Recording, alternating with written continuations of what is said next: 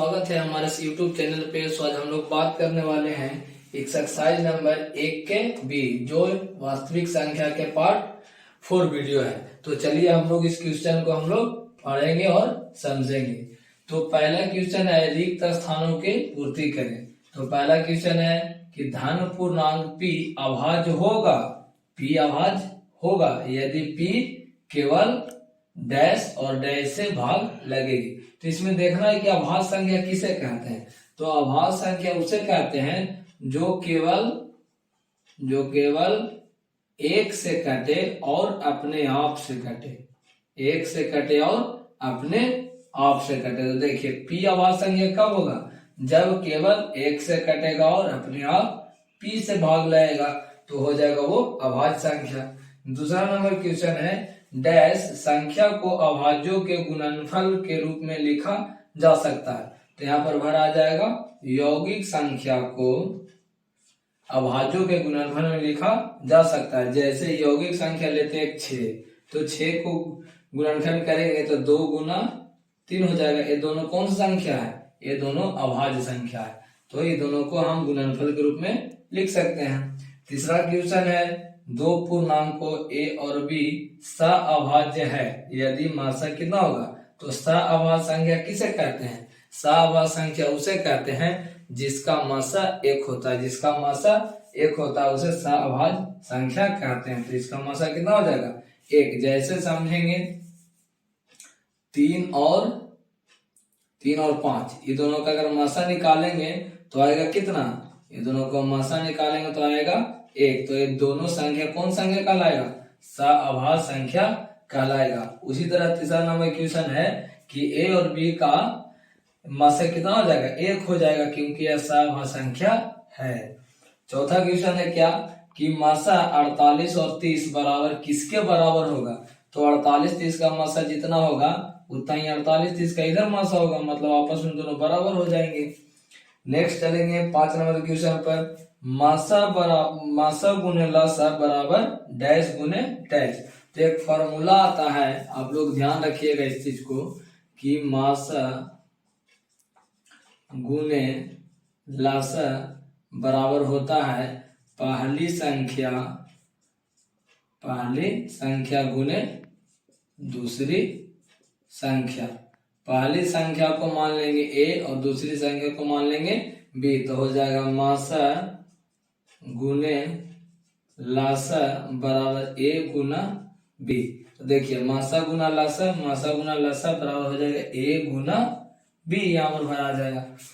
तो 5 क्वेश्चन था, 5 देख लिए। अब चलेंगे क्वेश्चन नंबर 2 की ओर।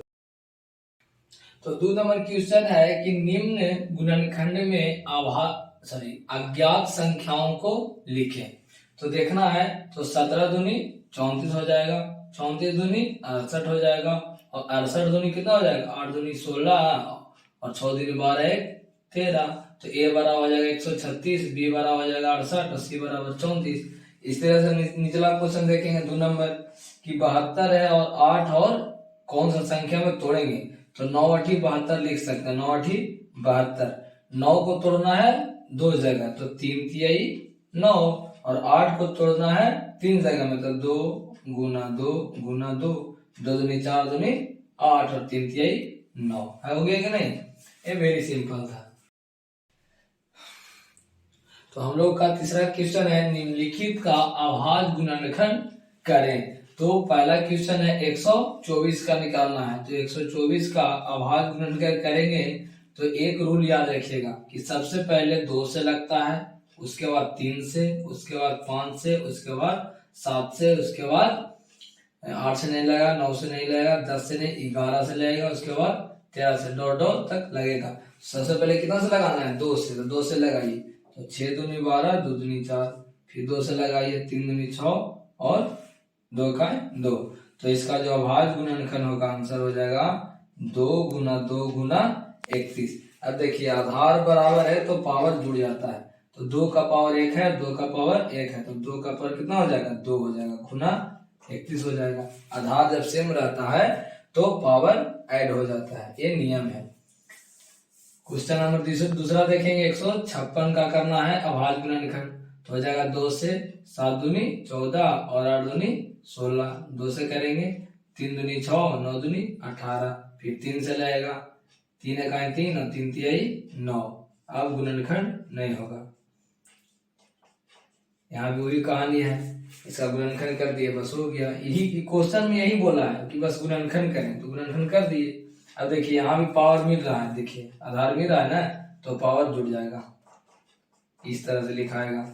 उसी तरह से 140 को करेंगे, प्रैक्टिस करना है, कोई भारी बात नहीं है। 2 से 35 लगेगा कितना से 5 से, तो 2 गुना 2 गुना 5 गुना 7, 2 का पावर कितना हो जाएगा 2 गुना 5 गुना 7 हो जाएगा। इस तरह से और भी इसमें कुछ क्वेश्चन है 3 नंबर में, वो लोग आप लोग बना लीजिएगा। चलिए तो चलिए हम लोग क्वेश्चन नंबर 4 की ओर चलते हैं। तो 4 नंबर क्वेश्चन बोला जा रहा है कि अभाज्य गुणनखंड विधि से मासा और लसा ज्ञात करें। तो चलिए हम लोग क्वेश्चन से समझते हैं क्या होता है मासा और लसा, वो भी अभाज्य गुणनखंड विधि से। तो 6 का गुणनखंड करेंगे पहले, तो 2 तिहाई 6 हो जाएगा, 6 बराबर हो जाएगा 2 गुना 3 लिख सकते हैं 3 दूनी 6। 20 का उसी तरह से गुणनखंड करेंगे, 10 दूनी 20, 2 पचे 10, मतलब कि 20 को लिख सकते हैं हम लोग 2 गुना 5। अब क्वेश्चन बोला है कि मासा और लसा निकालें, तो मासा और लसा की बात करते हैं। तो मासा का नियम क्या है कि दोनों में मिलना चाहिए, जैसे कि इसमें 2 है तो इसमें भी 2 है, तो मासा कितना हो जाएगा 2, और कोई डिजिट मिल नहीं रहा है तो मासा कितना हो जाएगा आंसर इसका 2। लेकिन जो लासा है वो क्या कहता है कि जो दोनों मिल रहा है वो तो लिखाएगा ही, जो नहीं मिल रहा है वो सभी लिखाएगा।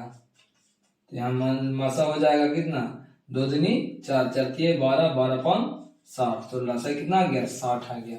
उसी तरह से क्वेश्चन नंबर 2 को देखेंगे, तो 17 गुणनखंड करेंगे, तो 17 इकाई 17, मतलब कि 17 गुना 1 लिखेंगे। 25 को गुणनखंड करेंगे तो लिख सकते हैं इसको 5 गुना 5, और मासा कहता है कि जो दोनों में रहता है वही मासा कहलाता है। तो गुना 1 लिख सकते हैं, इसको बिल्कुल लिख सकते हैं। बताइए कोई है कॉमन, एक ही है खाली 1, तो मासा कितना हो जाएगा 1 हो जाएगा। और लसा की बात करें तो जो मिल रहा है तो है ही है 1, और गुना जो नहीं मिल रहा है वो भी हो जाएगा आपका आंसर। तो हो जाएगा 17 गुना 5 गुना 5, ये मल्टीप्लाई करके आंसर हो जाएगा। इसमें और भी क्वेश्चन है तो उसको आप लोग प्रैक्टिस कीजिएगा, कॉन्सेप्ट को सीखिए। क्वेश्चन बनाना अपना हाथ का है, तो कॉन्सेप्ट को सीखिए कि क्या कहता है। मासा कहता है कि दोनों में जो रहना चाहिए कॉमन वो हो जाएगा आंसर, और लसा कहता है जो कॉमन है वो तो होगा ही, लेकिन जो नहीं है वो भी गुना होगा, वो लसा कहलाता है। तो कोई भी अंक दिया हुआ रहेगा उसको बना लीजिएगा। तो हम लोग नेक्स्ट क्वेश्चन चलेंगे 5 नंबर।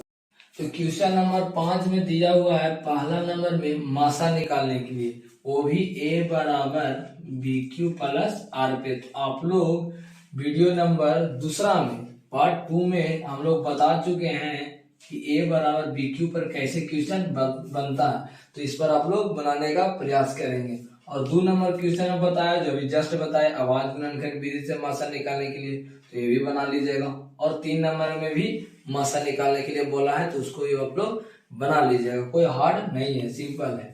तो 6 नंबर की ओर हम लोग चलेंगे। 6 नंबर का पहला क्वेश्चन है कि जांचे कि क्या किसी प्रकृत संख्या n के लिए 4 के पावर n के अंत में 0 आ सकता है। तो n प्रकृत संख्या लेंगे कोई, n बराबर प्रकृत संख्या कितना चालू होता है 1 से चालू होता है, 1 2 3 डॉट डॉट डॉट। तो पहले 1 का प्रयोग करेंगे तो 4 के पावर 1 हो जाएगा, तो 4 इकाई 4, 0 आया नहीं आया।